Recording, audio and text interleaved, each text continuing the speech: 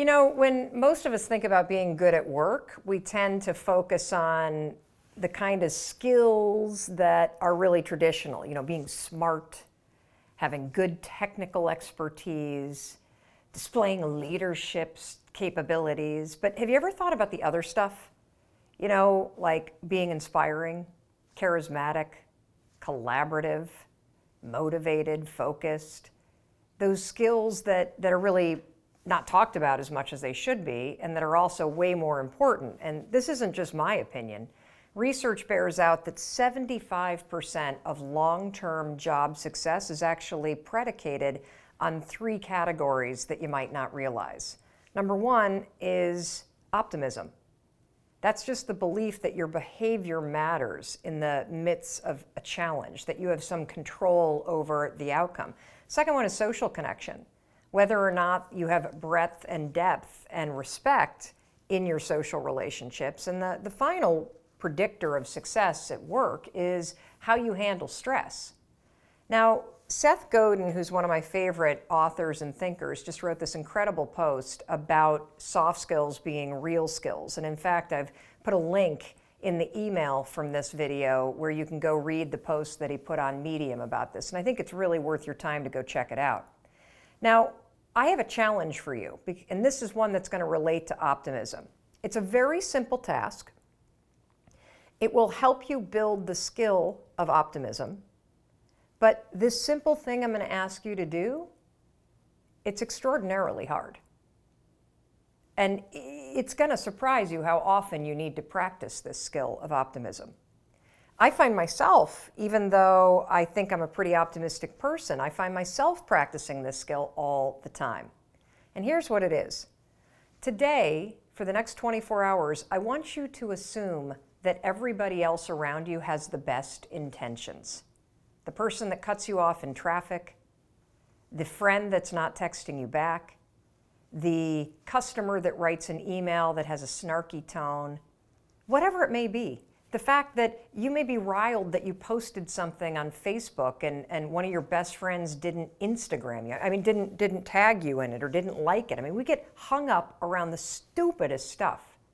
But today I want you to assume the best intentions. You know, this recently happened to me where I really had to put this to use.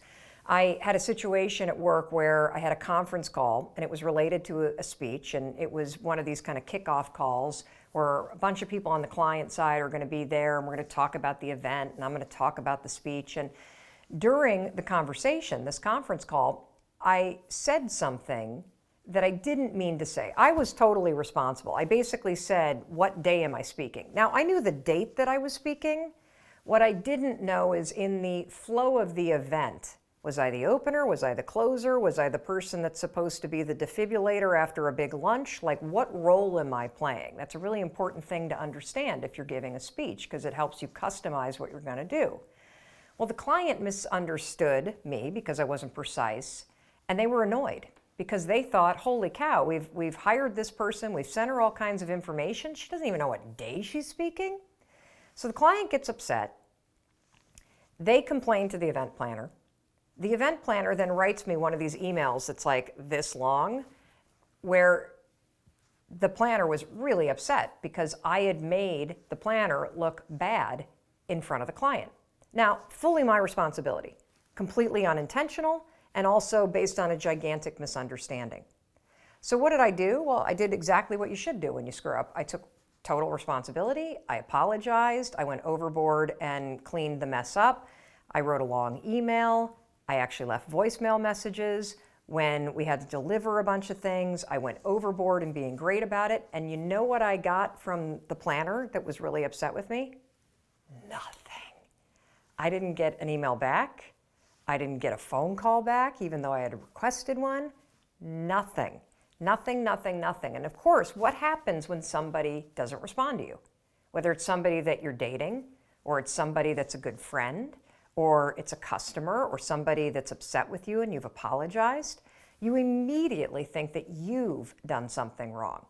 We even do it if you get an email and somebody's tone is slightly off. It is bananas how quickly we assume malintent. We assume we're in trouble. We assume we've done something wrong. So what did I do in this situation? Because my reaction was I was disappointed that I didn't actually get a nice email back or a, hey, no problem, let's move on and have a great event. Just got silence. What did I do? I use the 5-second rule, 5, 4, 3, 2, 1, when I catch myself thinking about it, and then I assume positive intent. I tell myself a different story.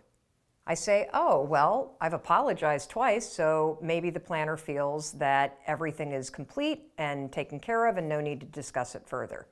I also assume, hey, this event is a big event. I'm sure they're super duper busy, and this is the last concern on their list. Another thing that you can say is, maybe they're busy. Maybe this isn't a big deal to them. Maybe I've already been forgiven. The point is this: you can torture yourself, and I mean torture yourself, over the fact that people haven't texted you back. You can torture yourself over the tone of emails that you receive.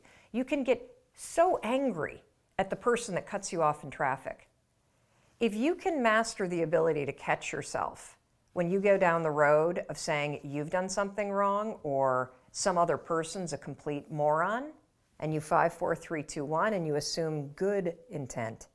Maybe that person cut me off because they're stressed about work and they're afraid they're going to get fired if they don't get there on time.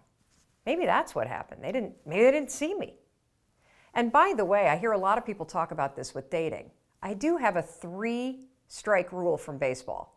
If you reach out to somebody with good intent 3 different times and you hear crickets, it's over. Let it go and move on. You've done nothing wrong, but if you continue to pester the person past 3 unresponded reach outs, now you're stepping into the zone of being annoying. So stop it.